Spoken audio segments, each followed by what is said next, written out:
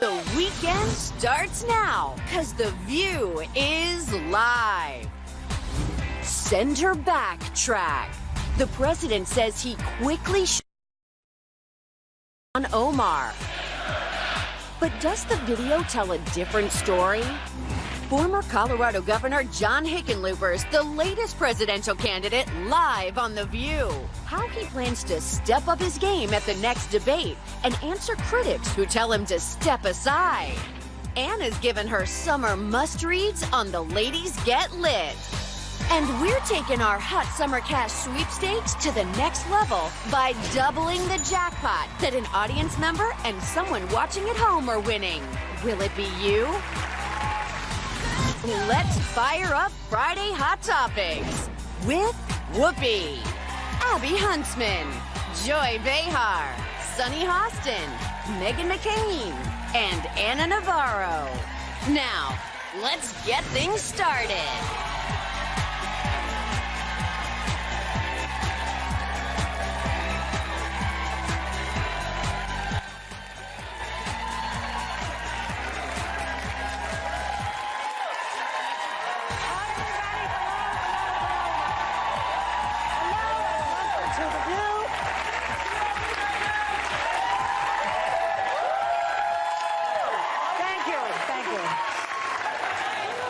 Must be that it's Friday or something here. Yeah. It is Friday. Oh, they're giving them some drugs in the audience. They're giving you drugs. So, Trump, should we talk about him? They're like, no. People are sick of it, I know, but you can't avoid it. We started so well. You have to talk about him, I'm afraid, and you have to look at the TV and read about him because it's your country. So Trump is doing damage control over the send her back chant that broke out at his North Carolina rally. He claims, he says, I'm not happy about it. He said he wasn't happy when he heard it. So he shut it down quickly. Did you see it? Really, Donald? Watch. Omar has a history of launching vicious anti-Semitic screeds.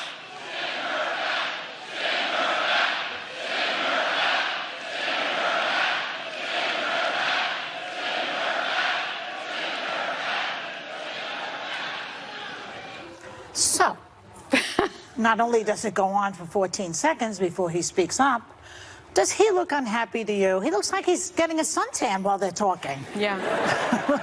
Get a little orange on me, right, while they're screaming this. Yeah. What do you think? I mean, the suggestion somehow that he wasn't happy about it, the suggestion somehow that he disavowed it, that he, immediately started speaking. The bottom line is he didn't tell them to stop. He didn't tell them that it was inappropriate. And I believe that that was something that he gave them permission to say. He normalized it, right? And one thing that I read that was fascinating was that Lara Trump, his daughter-in-law, who was also an advisor to his 2020 election campaign, did a warm-up act to cue up the crowd. She's a comedian? Unfortunately, I didn't think it was funny. She said to the crowd, she led them in a call and response chant. And she said, if you don't love our country, the president said it, you can.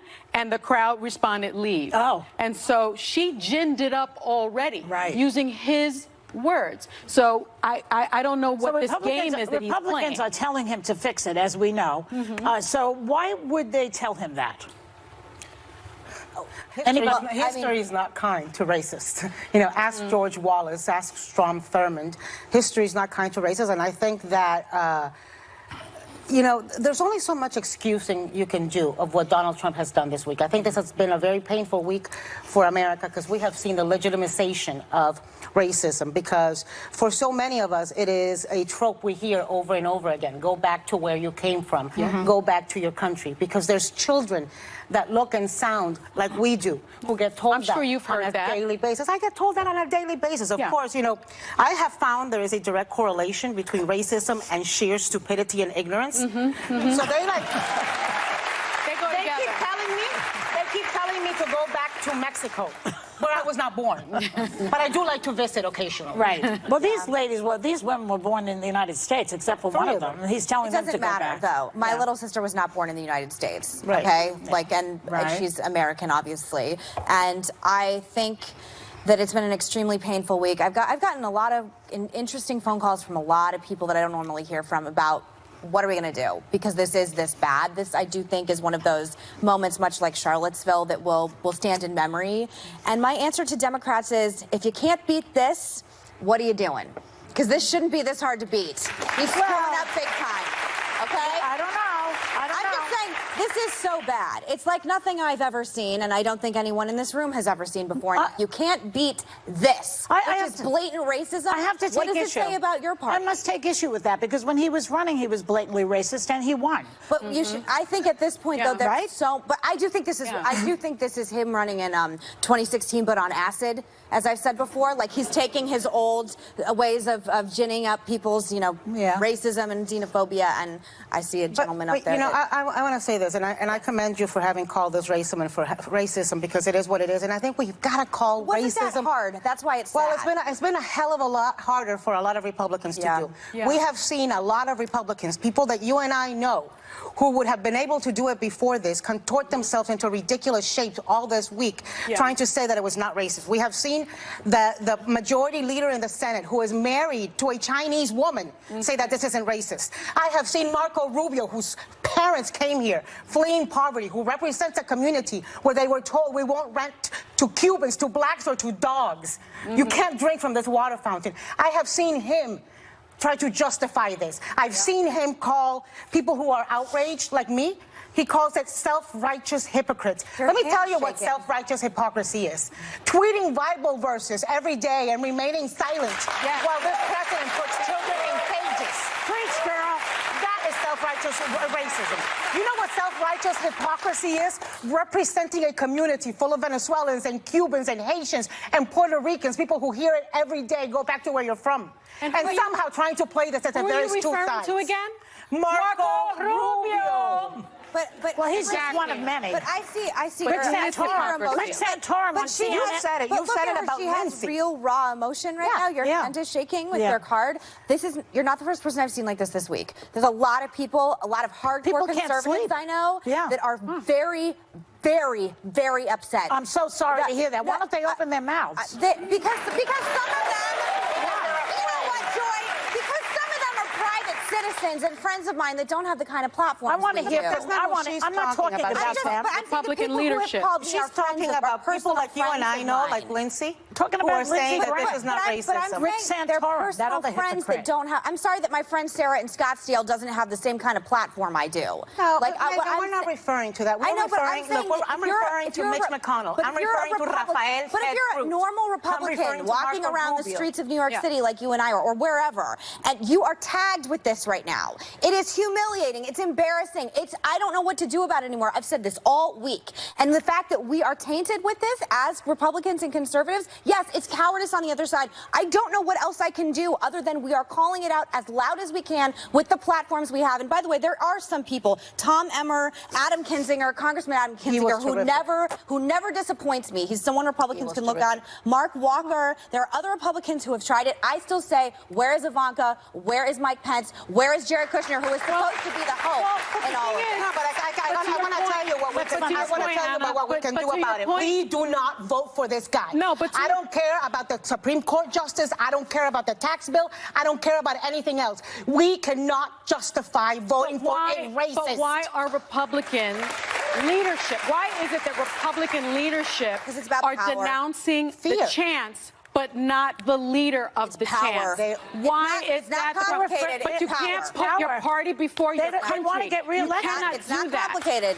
It is not complicated. You cannot do that. I don't know why this question keeps getting asked. It's obviously about power. Right. I'm sorry. This wait, is let me ask this you is not a something. complicated question. It should be It's about conscience. being power. fact that Yes, it should be. What about the fact that he threw his base under the bus? Shouldn't they be turning on him for that? Those people who were chanting now are being Just told, stop asking I me why didn't say Republicans it, are you standing did. by it. We know why don't they are. get mad at him?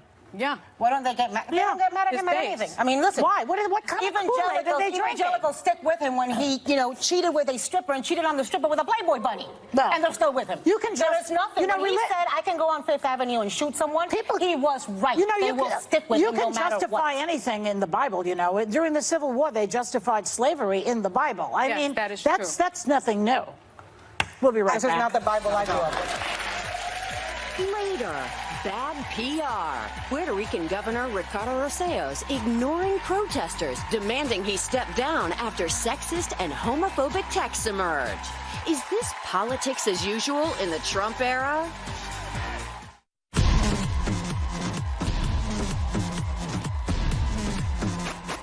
Everyone's talking about The View.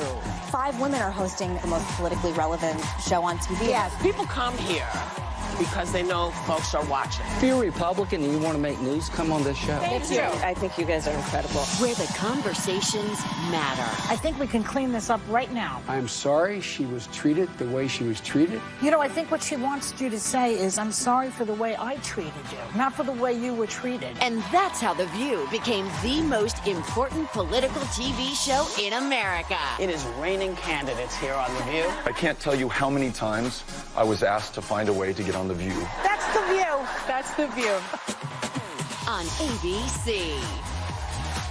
On The Ladies Get Lit.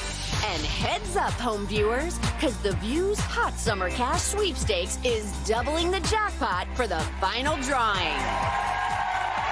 Welcome back. So protests are growing for Puerto Rican Governor Ricardo Rosello to step down after sexist and homophobic texts leaked out. But he says he's not going anywhere. Is this a page out of Trump's playbook? Trump is like the Ebola virus at this point. I'm telling you. It's like it's in Hungary. Even Italy has got a fascist running the place now. It's all over the place. It's so depressing, and he oozes this bad stuff, and I think it's very catching. What do you girls say? Look, I think this guy stands on his own for being stupid, for being offensive, for being divisive. The leaks are horrible. There were 889 pages of leaked text of him and his cronies saying horrible things, homophobic things about Ricky Martin, about the mayor of San Juan.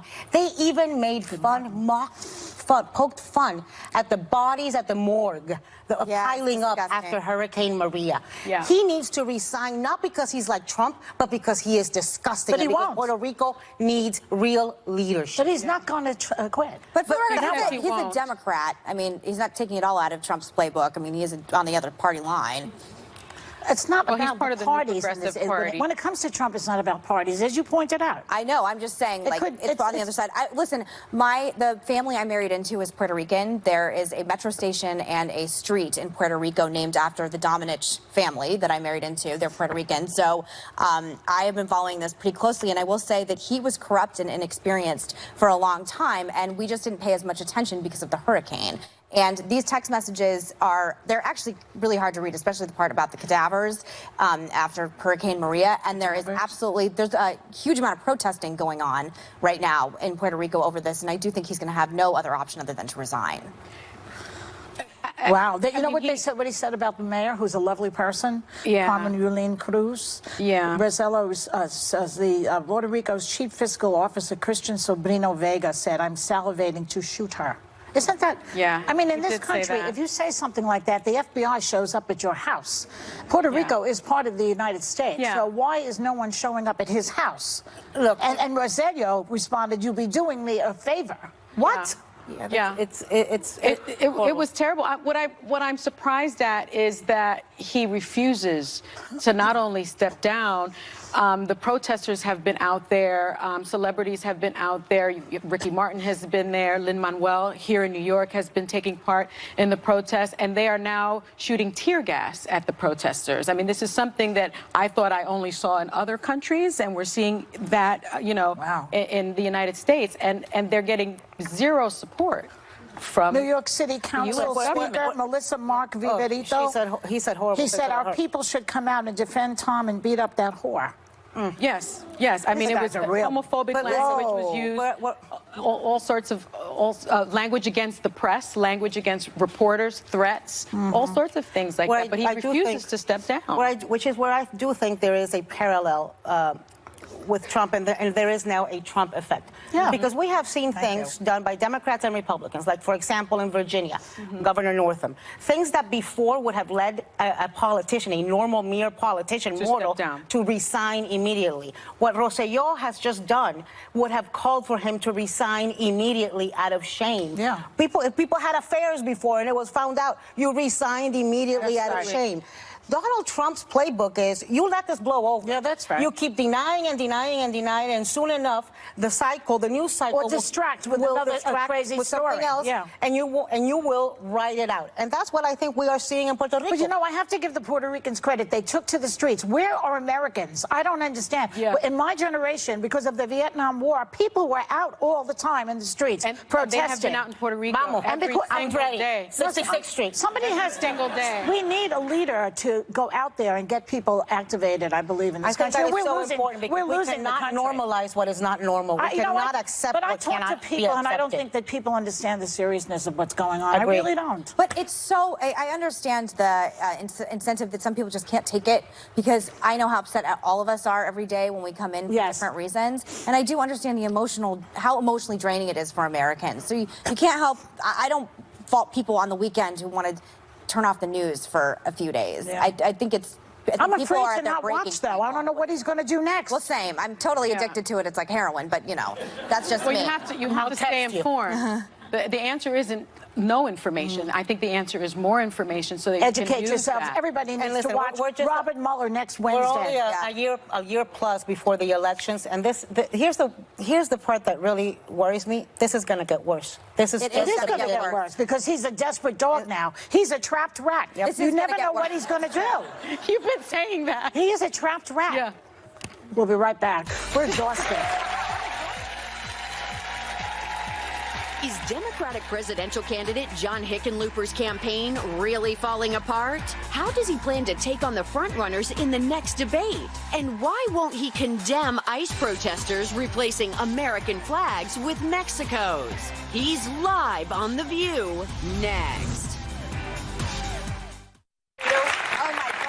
The 2020 Democratic presidential field seems to grow more crowded by the day. Former Colorado Governor John Hickenlooper is running as a moderate Democrat, and he's here today to tell us how he's going to distinguish himself from other moderates, you know, like Joe Biden, for example. Please welcome John Hickenlooper. Hello, Governor. Very nice to see you. Is there anything you heard us talk about you want to just say before we go any further? No, I agree completely with the communal attitude that racist statements can't go unanswered. Why do you think he threw the base under the bus, though? That's not good for the base, is it? No, but I think he has a strategy that is to just create turmoil and keep people divided, all people, and out of that chaos, he feels that he has some advantage. And whether we like it or not, to a certain extent, it's worked. Yes. You come from a state where there's an enormous amount of Hispanics. How do you think this will play out in your state races with Gardner's Senate re-election? Well, I think Senator Gardner's going to have a hard time. He has consistently voted with and stood up for President Trump. And again, Hillary Clinton won Colorado by almost 5 points. So it's not a state that's going to take kindly to someone who, again, supports racist statements. Okay, let's talk about you, because I now know that you are a former geologist, which is very interesting. Pub owner. That's really interesting to me. Yep. That part's interesting to her. And we made our own beer. Don't forget that. You were the mayor of Denver. Yeah. A two-term governor of Colorado. You have quite a resume, sir. So nationally, you're polling between 0 and 1%. I know, it hurts, doesn't it? And several of your top staffers recently left your campaign. I guess they're sinking ship theory, that you're not going anywhere. And you also say that you're not a good messenger. You have to be a good messenger in this race, don't you think? Well, I think all politics is about how you communicate things. And certainly in my life, right, when I got laid off as a geologist and I was trying to start this pub, the first brew pub in the Rocky Mountains, it took 2 years to raise the money. I couldn't get my own mother to invest. It was just a battle, but you don't quit. And when I was running for mayor the first time in 2003, I was 49 years old. I'd never run for anything. I think I'm the only person running for president, never ran for student council. And I was at 1 or 2 or 3% of the polls week after week, month after month. And you just keep trying to shake things up and find new ways of doing things. I think this campaign is wide open. I think most people haven't really started paying attention yet. If I can get my message out, I'm the one person of all the people running that has actually done the big progressive things that everyone else is just talking about. If I can get people to really hear that, I think especially in places like Iowa and New Hampshire, which are very pragmatic, I think there'll be a lot of people say, huh, that's how we're going to beat Donald Trump. So are you a progressive or a moderate? Which are you? I am a pragmatic progressive. Right. What are these progressive things that you've accomplished? So in Colorado, we got to near universal health care by bringing people together, Republicans, Democrats. We created one of the most innovative health care exchanges in the country. We passed universal background checks for gun purchases in a purple state. And you think about that. We were able to go, when I got elected, we were 40th in job creation. And I made a commitment that we would raise up the whole state. So according to U.S. News and World Report, for the last 3 years, we're the #1 economy in the country. And I think one of the top 2 or 3 rural economies. I know that next year we'll have broadband in every city and town in the entire state of Colorado. I mean, these are the big progressive goals, right? Have an economy that works for everybody. Bring rural and urban, the successes shared, bring them together. That's the kind of thing that this country was built on. And so you just hired new staff, some new staff in the last couple of years, so a couple of weeks, so you're trying to reboot the campaign. And last night, CNN did a live drawing to determine the lineups of July 30th and July 31st debates. You're on, what I call the white night. The other one is in living color. So you're going to be on with Elizabeth Warren and Bernie Sanders, Beto O'Rourke. And I do remember from the first debate, Amy Klobuchar slapped you down pretty hard when you said that line that you were the only one that had done something on abortion rights and choice. And she said there's 3 women on the stage. Oh, yeah. What are you going to do to distinguish yourself this time? How do you distinguish yourself in such a field? I don't think that wasn't to me. It wasn't to you? No, I didn't make that statement. Which one was it? Who was it to? I don't remember. Inslee? Inslee? Yeah, I wasn't out on her night. So. All white people look alike, apparently. She got you on that one. I think when I say that I've done what everyone else is talking about, we actually implemented the Be careful saying that with her. No, I think, and when Senator McCain made that decision and cast the deciding vote to protect the Affordable Care Act, and John Kasich, the governor from Ohio, and I worked very hard to show that here's a Republican and a Democrat who both recognize there are problems with the Affordable Care Act, but that we can improve it, and we can go forward rather than backwards. And Senator McCain made that famous statement that we should look to those who have implemented these laws to see whether they work or not or how they can be improved. Isn't healthcare, Governor, isn't healthcare the real thing that Democrats should be pushing? I mean, even care about the most. Even if a lot of people in his base, or let's say they're racist, even racists get sick. Right? Well, it's the number one issue that Americans poll on. Healthcare. Everybody needs healthcare. And the Republicans will give you no healthcare. Am I right? Exactly. And that's a big part. When I ran for mayor in 2003, one of the reasons I ran was, I think government can be smaller sometimes. It's got to be more effective, but it's not whether it's bigger or smaller. Government's got to work. I believe that government in a democracy, you have to believe in government. Maybe you want it smaller, maybe you want it to do different things, but you got to believe in government. And I felt that too many times the Republicans really didn't want it to work. And in healthcare, it's not just getting universal coverage, right? I agree. I mean, healthcare is a basic right. It's not a privilege, right? But at the same time, we got to look at inflation. And for the last 30 years, the inflationary costs of healthcare are almost double what the CPI has done, right? That's eating alive our budget. It's part of the reason that cost for going to college in public universities has gone up so much, because more states are having to spend more money on healthcare.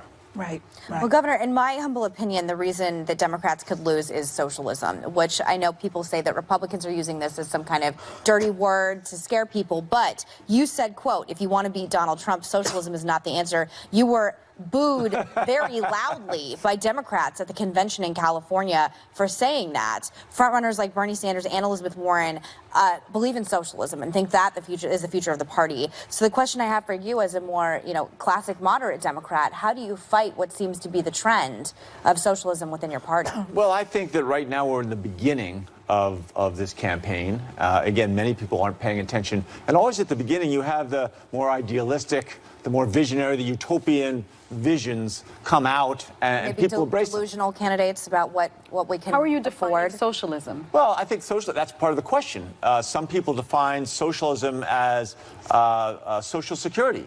And yet, in reality, Social Security, the employer pays in an equal share with the employee. It's not a big government program per se. It's a very shrewd solution to how do we make sure people have the ability to retire. And that was Roosevelt, right? And that was Roosevelt, exactly. Was he a socialist? Yeah, exactly. He's not a socialist. Do you agree that it is a trend in the Democratic Party? Is it growing, do you think, in the Democratic Party, or is it a minority that's getting a lot of I think it's playtime? I think it's a minority that early in the campaign is looking at these idealistic visions and goals.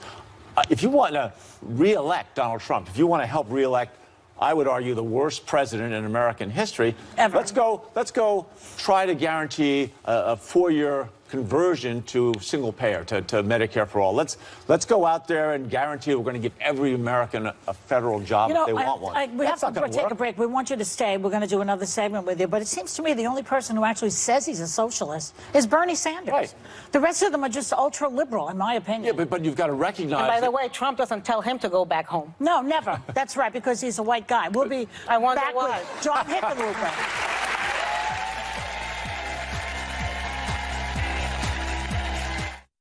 Monday, Congresswoman Tulsi Gabbard's the latest presidential candidate making a campaign stop on The View. And an Oprah edition of View Your Deal. Welcome. We're back with Governor John Hickenlooper. I want to do a policy speed round with you, so give me very quick answers to these. Education, what is your plan to deal with the crippling student debt? Well, first, you have to reduce the interest rate, recapitalize, as it were, allow kids some way to kind of begin working it off because it's a drag on the economy. But we should also be looking at the 65 or 70% of the kids that never get a 4-year degree and make sure they have the skills to succeed. What about the Green New Deal? Are you in support of that? You know, I am obsessed with the urgency of climate change, but I think we have to have a fierce focus. And the Green New Deal will distract us. It's got a guarantee for a federal job for every person who wants one. I think we've got to focus on climate change. What about closing the racial wealth gap? What are your thoughts on that, and will reparations be a part of that? I think slavery is the nagging, persistent shame of this country to this day denies the promise of America to too many of its citizens. And I think we need to acknowledge it and own it. I think to do that, we have to apologize. I think that apology should come from the White House. There's a bill right now in Congress that looks at reparations. I support that bill. We should look into it and really make sure that we understand it and that apology becomes a foundation on which we finally do move past the history of slavery. And are you in favor of decriminalizing illegal border crossings? Yeah, I don't think we can have open borders. And if you want to, again, Democrats want to give the election to Donald Trump, let's support open borders. I think we have to have a comprehensive solution to immigration right now. The time is perfect. We have 7.5 million jobs unfilled and only 6.5 million people looking. Let's do it right now. There was a protest in your home state of Colorado at an ICE facility, and those protesters took down the American flag and then raised a Mexican flag in its place. We have a photo of it. Do you condemn that behavior? You know, they damaged and tore apart government property. They should be charged. I mean, I look back and I understand families that are connected to the military. That my mother's first husband was a fighter pilot in World War II. He fought every mission. He was one of 3 people that survived through all their missions. He fought on D-Day, and he died on a freak accident the day before he was discharged at the Victory in Europe. Well, and I heard stories growing up about what it was like to not know whether your husband was made it through this mission, made it through that mission, and there was an ongoing, constant anxiety. And when my grandfather told my mother that her husband had died, she just kept scrubbing the floor. I understand what the American flag means, and it should never be disrespected, but I also support people's freedom of speech. Our thanks to John Hickenlooper. And his we'll wife be right is here. back. Let's say hello just quickly. Here, Robin.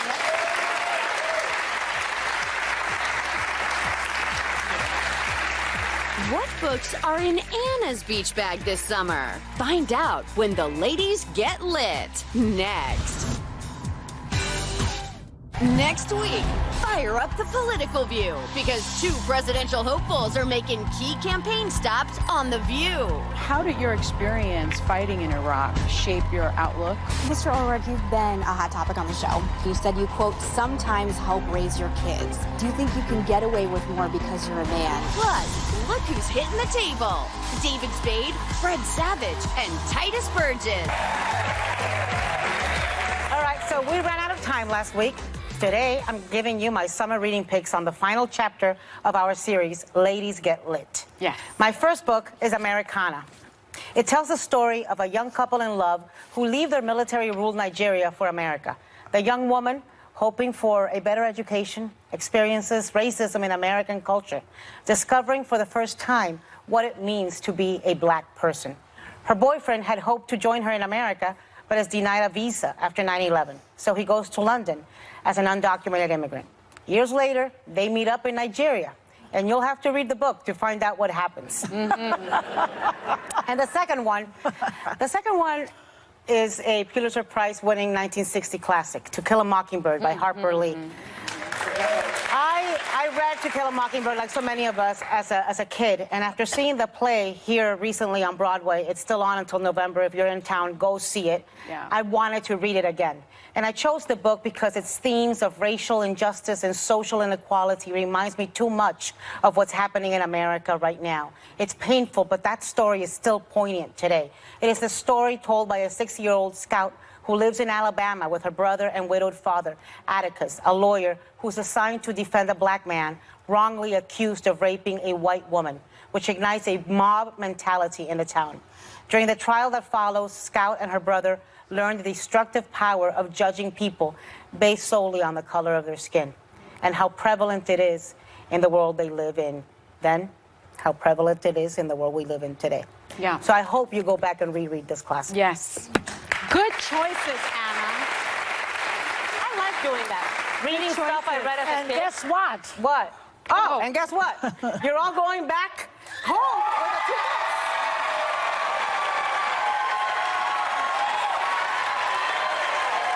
And you guys like free stuff so much.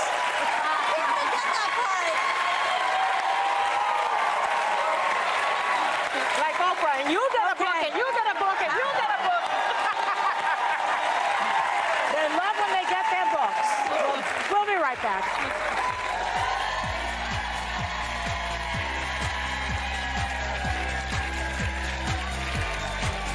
The jackpot has doubled on the final day of The View's Hot Summer Cash Sweepstakes. So find out which one of you watching at home right now and an audience member are starting the weekend off as winners right after this. It's the last day of our Hot Summer Cash Sweepstakes. Our home viewer is winning $2,000 today, and a lucky member of our studio audience is getting $10,000. This is all thanks to our sponsor, Publishers Clearinghouse, America's #1 free-to-play destination for sweepstakes, and their prize patrol is here. So go to PCH.com to learn how you can win. Time to give away some money! We're starting with our at-home winner. Congratulations to Kelly Wilson from Kentucky, Lexington, Kentucky. You just won $2,000, Kelly. So, now it's time time for our studio audience winner. Someone is really about to win this $10,000 check, okay? Now, today, my dear friend Anna is in our win booth. The booth is full of our audience seat numbers. Anna has 10 seconds to pick a winner. All right, here we go. Good luck.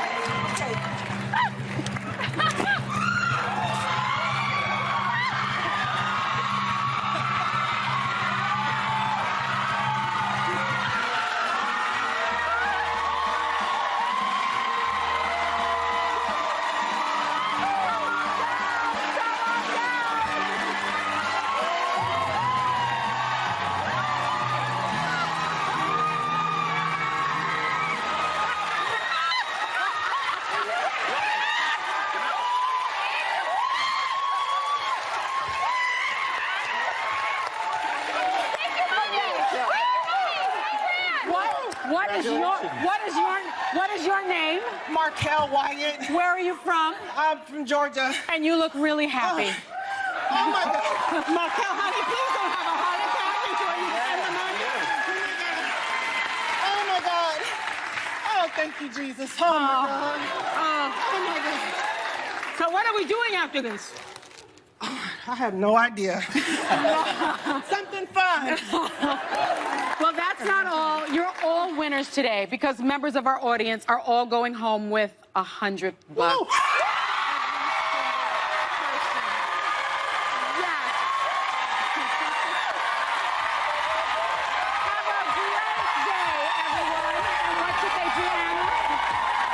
Take a little time to enjoy the day.